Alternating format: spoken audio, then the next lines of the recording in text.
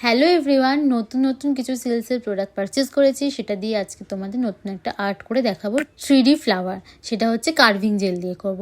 তো ফার্স্টে পলিশের দুটো লেয়ার অ্যাপ্লাই করবো, ভালো করে কিওর করবো। ফার্স্ট লেয়ার অ্যাপ্লাই করে কিওর করে সেকেন্ড লেয়ারও অ্যাপ্লাই করে কিওর করা হয়ে গেছে। দেন আমি এখানে সিল্কসের রেড কার্ভিং জেল নিয়েছি। রেড কার্ভিং জেল নিয়ে সেই কার্ভিং জেলটা ছোটো ছোটো বল ক্রিয়েট করে নেবো। সেই বলগুলোকে নেলসের ওপর অ্যাপ্লাই করব।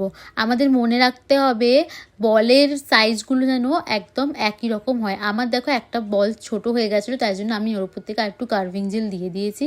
দেন আমি এই বলসগুলোকে সুন্দর একটা ফ্লাওয়ারে কনভার্ট করব।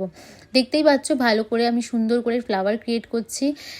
সিল্কসের এই কার্ভিং জেলটা জাস্ট ওয়াও, আমার দারুণ লেগেছে সিল্কসের এই কার্ভিং জেলটা। তোমরা যদি কেউ ইউজ করে থাকো আমাকে অবশ্যই রিভিউ দিও যে কেমন সিল্কসের কার্ভিং জেলটা। তো তারপরে দেখো আমি মিডিলে হচ্ছে ছোটো ছোটো সিলভার কালারের বিটস অ্যাপ্লাই করেছি। দেন এটাকে আমি 30 সেকেন্ড কিওর করেছি পুরো আর্টটাকে। তারপর আমি এখানে সিল্কসের গ্লাস টপ কোড অ্যাপ্লাই করেছি।